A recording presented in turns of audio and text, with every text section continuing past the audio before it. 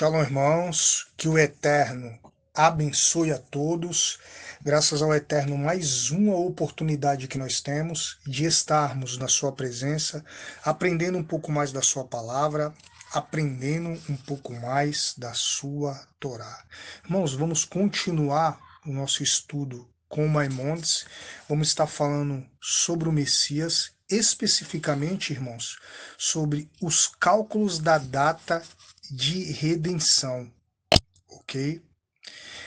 Dentro do judaísmo, irmãos, é proibido essa prática de fazer cálculos a respeito da vinda do Mashiach.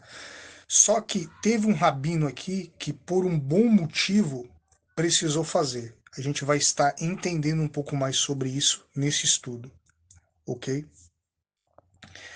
Cálculos da data de redenção. Sua carta menciona os cálculos que o rabino Saadia Gaon fez a respeito da data da vinda do Messias.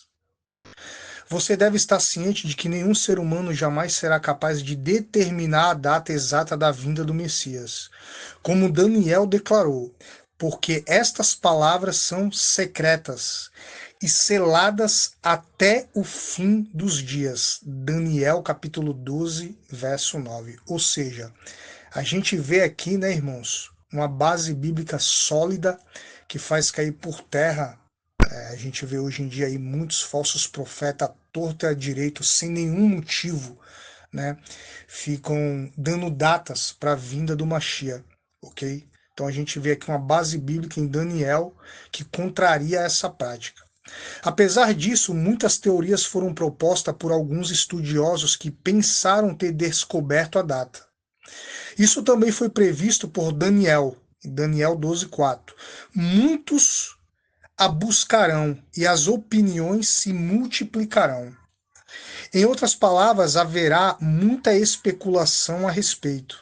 Além do mais, o Eterno nos informou através de seus profetas que muitas pessoas calcularão o tempo da vinda do Messias. A data passará e nada vai acontecer. Ok?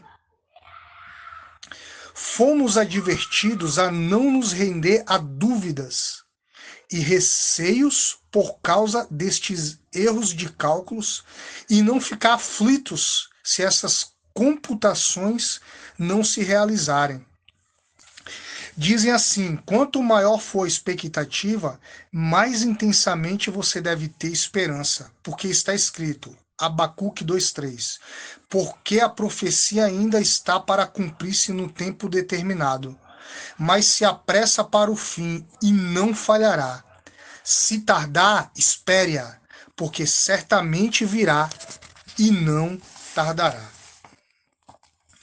Mesmo a data exata do fim do exílio egípcio não foi conhecida, e isso trouxe várias interpretações. O Eterno, no entanto, nos disse claramente, em Êxodo 15:13, eles serão escravizados e oprimidos por 400 anos. Alguns pensavam que o período de 400 anos começou com Jacó, começou quando Jacó chegou ao Egito. Outros começaram a contar a partir da escravidão de Israel, que começou 70 anos depois. Outros calcularam a começar do tempo de Brit Ben, ok? O pacto das metades, quando esta profecia foi transmitida a Abraão. Brit Ben Rabetarim. Como nos ensinam os sábios, 400 anos depois deste pacto e 30 anos antes de surgir Moisés, um grupo dos filhos de Israel da tribo de Efraim saiu do Egito. Eles pensaram que um fim previsto para o exílio tinha chegado. Entretanto, os egípcios os capturaram e mataram e aumentaram a carga de trabalho dos escravos hebreus que permaneceram no Egito. Davi fez alusão a esses homens que encerraram o cálculo e saíram do Egito no versículo de Salmo 78:9. Os filhos de Efraim, arqueiros armados, se retiraram no dia da batalha. O fim do exílio egípcio veio 400 anos depois do nascimento de Isaac, o herdeiro de Abraão, como está escrito em Gênesis 21:12. Porque por Isaac será chamada a sua descendência. A respeito dele foi dito, Gênesis 15:13. A sua descendência será peregrina em terra alheia e será reduzida à escravidão e oprimida por 400 anos. Durante este exílio, eles os reprimiram, os escravizaram e os deixaram exaustos. Os 400 anos referem-se somente ao exílio e não aos anos de escravidão. Isso foi mal interpretado até o grande profeta Moisés chegar. Interessante isso, né, irmãos? Os 400 anos referem-se somente ao exílio e não aos anos de escravidão. É uma visão aqui de Maimônides. Isso foi mal interpretado até o grande profeta Moisés chegar. Quando o êxodo aconteceu, exatamente 400 anos depois do nascimento de Isaac, esclareceu-se o fato. Agora, se tanta incerteza rodeou o fim do exílio egípcio, cuja duração era desconhecida, então com certeza o fim deste longo exílio está encoberto na escuridão. Sua longa duração deixou os profetas assustados e desanimados, até o ponto de um deles exclamar perplexo, Salmo 85:6, para sempre ficará irado conosco? Prolongará sua raiva por séculos? É interessante, né, irmãos? A gente vê aqui os versículos de Salmos, a gente leu Gênesis, né, Êxodo, versículos que a gente lê e passa às vezes desapercebido, até a gente acha que não tem peso nenhum dentro das escrituras. Mas olha só que versículo tremendo, né? Quando a gente estuda as escrituras no contexto judaico, as coisas ficam claras, o leque se abre e a gente vê claramente que o Eterno, ele não faz nada por acaso, nada que está escrito ali de qualquer maneira ou por acaso, tem um significado, tem uma direção certa. Isaías também fez alusão ao exílio que parece não ter fim. Ele declarou, olha aqui, mais um exemplo do que eu estou falando, Isaías 24:22.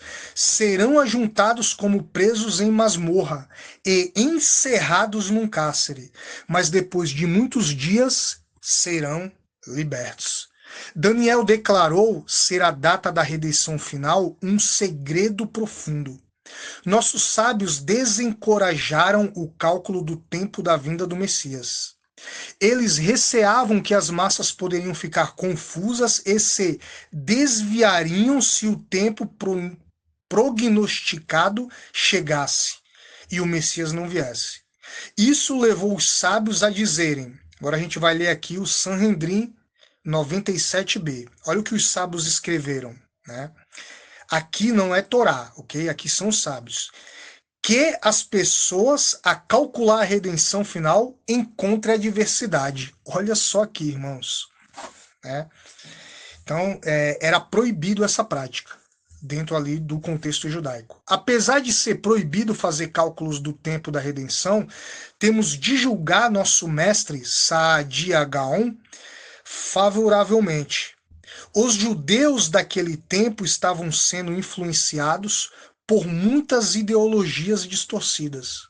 Se não fosse pelo seu trabalho de explicar os versículos obscuros da Torá e reforçar a fé abalada com o poder de sua palavra e de sua pena, eles teriam abandonado a Torá de vez. Ele sinceramente acreditava que, por meio do cálculo messiânico, poderia reunir o povo judeu, encorajá-lo e estimular sua esperança. O que ele fez foi feito por amor ao céu. Desde que as razões dele eram as mais puras possíveis, não devemos culpá-lo por ter se ocupado em calcular o tempo da vinda do Mashiach. Shalom, irmãos. É isso, vamos parar por aqui. Eu espero tremendamente que esse estudo te abençoe, que esse estudo agregue conhecimento para a tua vida e que desperte um desejo em cada um que vê, que ouvir esse estudo, um desejo de se aprofundar mais, de estudar mais as escrituras e, o mais importante, né, procurar viver. Shalom, shalom, irmãos, que o Eterno abençoe a todos.